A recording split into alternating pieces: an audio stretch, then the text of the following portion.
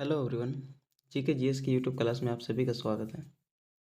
आज हम लोग करने जा रहे हैं फिजिक्स का मोशन चैप्टर से टॉप 20 एमसीक्यूज। चलिए आज का पहला क्वेश्चन देखते हैं। पहला क्वेश्चन है कि दूरी समय ग्राफ का ढलान देता है। तो दूरी समय ग्राफ का ढलान क्या देता है? तो वो चाल देता है। ठीक है, क्योंकि इसका फॉर्मूला होता है एस इक्वल टू, ठीक है, speed equal to distance by time. Next question है, किसी गतिमान वस्तु के विस्थापन के परिणाम और दूरी का अनुपात सदैव क्या होता है? इसका सही आंसर हो जाएगा ऑप्शन नंबर 3, 1 से कम या बराबर। नेक्स्ट क्वेश्चन है, एक बस 20 मीटर पर सेकंड की गति से एक सीधी रेखा में चल रही है। ठीक है, 2 सेकंड के बाद 4 मीटर पर सेकंड के त्वरण से गुजरती है, इसकी गति क्या होगी? तो चलिए इसमें हम लोग फॉर्मूला लगाते हैं, v equal to u plus a t. U हम लोग को दिया हुआ है 20 मीटर पर सेकंड, प्लस एक्सेलरेशन दिया हुआ है 4 मीटर पर सेकंड स्क्वायर, तो 2 सेकंड का टाइम है। हमारा आंसर आता है यहाँ पे 28 मीटर पर सेकंड, जो कि ऑप्शन नंबर 4 है, 28 मीटर पर सेकंड। नेक्स्ट क्वेश्चन है कि प्रथम आधे घंटे में एक कार 60 किलोमीटर पर आवर की चाल से और अगले आधे घंटे में 45 किलोमीटर पर आवर की चाल से गति करती है। कार द्वारा तय की गई कुल दूरी। इसमें है कि प्रथम आधे घंटे में 60 किलोमीटर पर आवर की गति से चल रही है, आधा घंटा चल रही है 60 किलोमीटर पर आवर, यानी कि वो 30 किलोमीटर गई होगी। इसके साथ ही और अगले आधे घंटे में 45 किलोमीटर पर आवर की चाल से चल रही है, यानी यहाँ पे ये 22.5 किलोमीटर की दूरी तय की होगी। टोटल हम लोग का हो जाता है 52.5 किलोमीटर। ऑप्शन नंबर 2 इसका राइट आंसर है।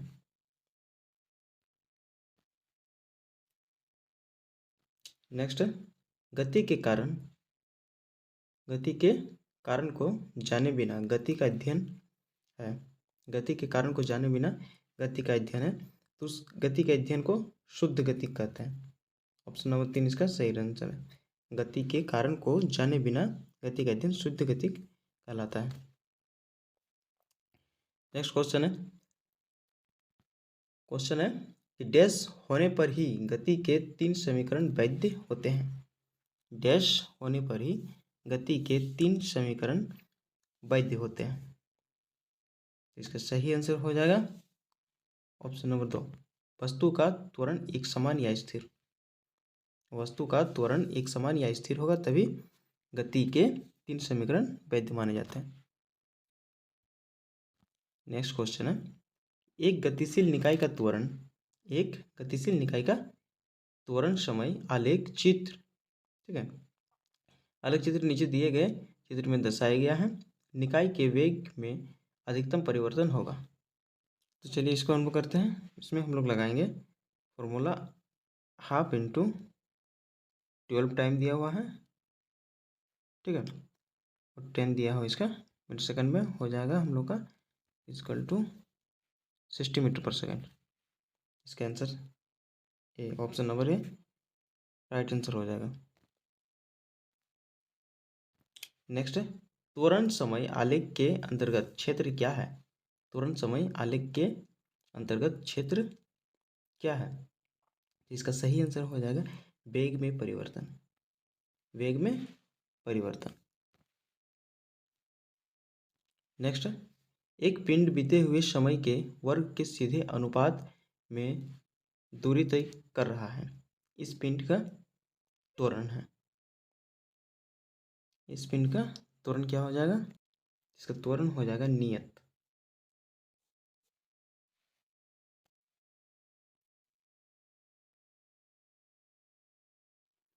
क्वेश्चन है, निम्नलिखित में से कौन सा विकल्प शून्य त्वरण से गति करते हुए पिंड के वेग समय ग्राफ को निरूपित करता है।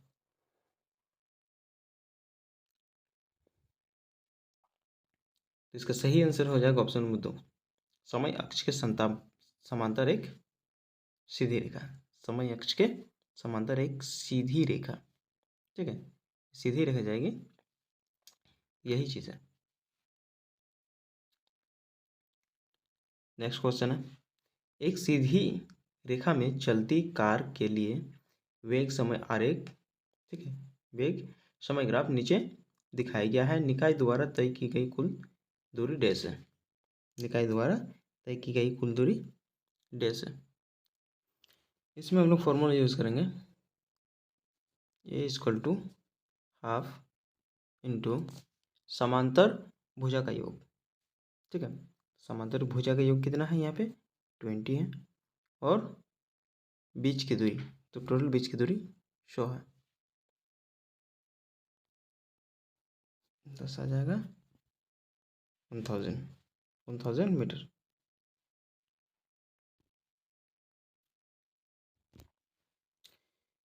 नेक्स्ट क्वेश्चन है, दो कारों ए और बी का दूरी समय आलेख दिखाया है।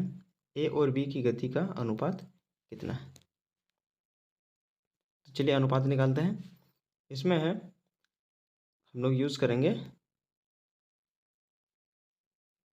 tan 30 degree equal to tan 60 degree. tan 30 degree का मान होता है 1/√3 इक्वल टू tan 60 डिग्री का हो जाएगा √3। दोनों तरफ √3 से इंटू करने पर आ जाएगा 1:3। ऑप्शन नंबर 3 इसका राइट आंसर है।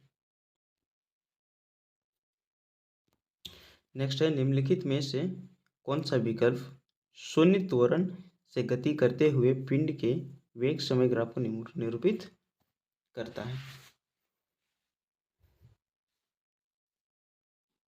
इसका सही आंसर हो समय अक्ष के समांतर एक सीधी रेखा। ये क्वेश्चन हमने पहले भी किया। नेक्स्ट है, एक व्यक्ति 300 मीटर के वृत्ताकार ट्रैक पर चलता है और 200 सेकेंड में शुरुआती बिंदु पर वापस आता है। औसत गति और औसत वेग की गणना करें। डिस्टेंस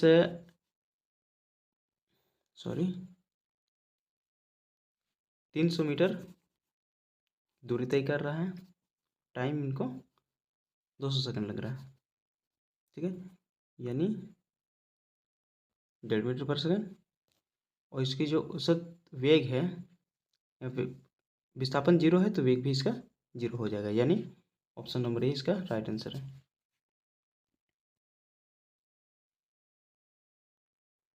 गुरुत्वाकर्षण के तहत गेंद को गिरा दिया जाता है।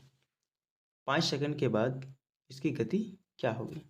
5 सेकंड के बाद इसकी गति क्या होगी? चलिए इस क्वेश्चन को करते हैं। यहाँ पे हम लोग करते हैं v equal to u plus a t का यूज करेंगे।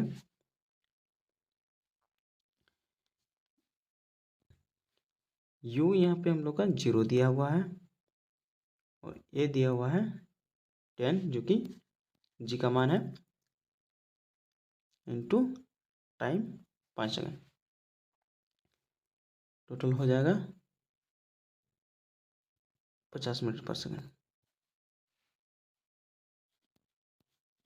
तो नंबर आंसर सही है।